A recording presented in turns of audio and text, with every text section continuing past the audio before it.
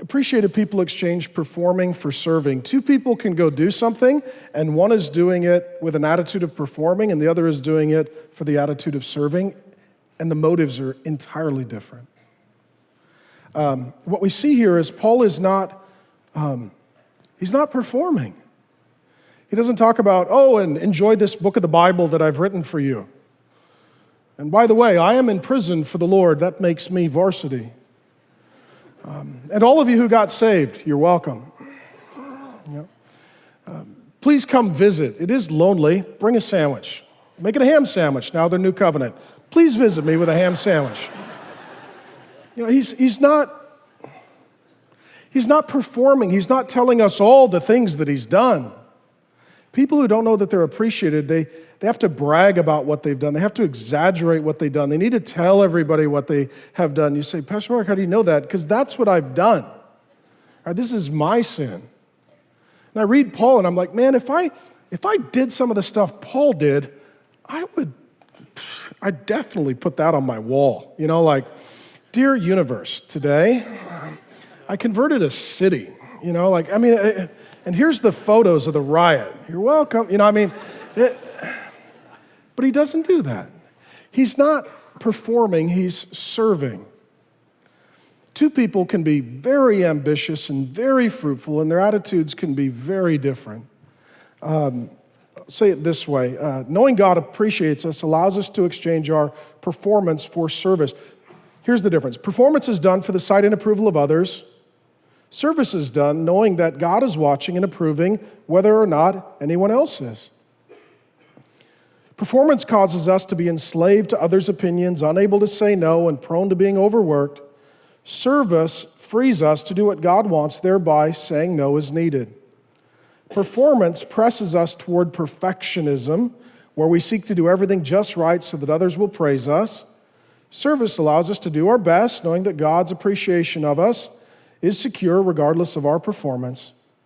Performance causes us to focus on the quote-unquote big things and only do what is highly visible or significant. Service allows us to do simple, humble, menial tasks, the quote-unquote little things, knowing that the peasant Jewish carpenter we worship equally appreciates them both. See, performing is where people are an audience and you want their praise. Serving is where God is the audience. It doesn't matter if people see it.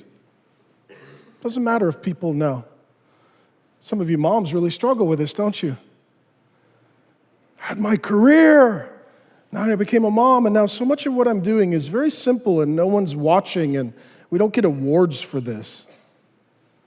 I got up at 2:30 with the screaming kid again, and no one was there with a trophy. And a hat, and a woo, congratulations. Jesus is. He appreciates it.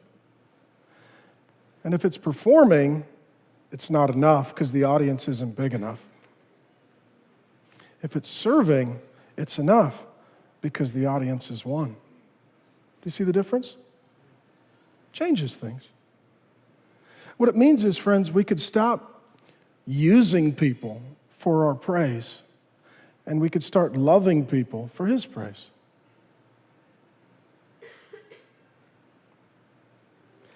I'm just personally deeply convicted by Paul's own life example. That he's just serving, he's always serving. He's in prison serving his church. How many of you, if you went to prison, you'd feel like you should get a day off? Like, you know what? I used to really pray for the church, but I'm in prison now. Not Paul. Paul says it elsewhere. I think it's to the Corinthians. He says, his resume is this, beaten, shipwrecked, homeless, left for dead, adrift on the open sea, 39 lashes, left for dead.